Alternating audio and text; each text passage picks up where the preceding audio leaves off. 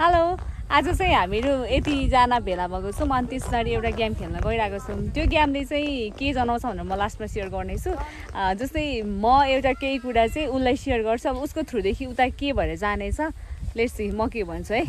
Okay, आज चाहिँ त्यत्रो लामो त केही पनि छैन, तर छोटो भन्छु। मेरो बारीको घाँस स्यामेर रामेको बाउले चोरेछ। अब म त्यो कुरा भन्छु ल।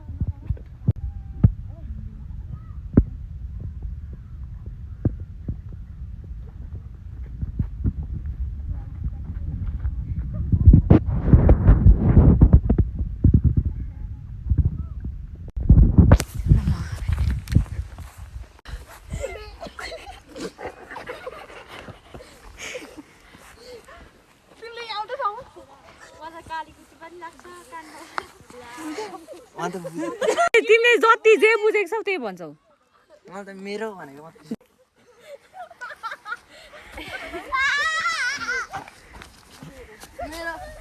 ल भन त अन्तिममा के कुरा भयो?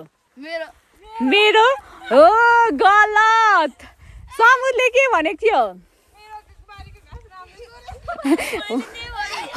हो मैले के भनेको थिएँ भने मेरो बारीको घाँस रामेर स्यामेको बाउले चोर्यो भनेको थिएँ। भनेपछि यसले के कुरा क्लियर गरायो थाहा भयो तिमीहरूलाई? अरूले भनेको कुरा अर्कालाई सुनाउँदा तल माथि हुन्छ, त्यही भएर कसैको कुरामा विश्वास गर्नु हुँदैन, सुनाएको कुरामा भनेको। डन। ओके।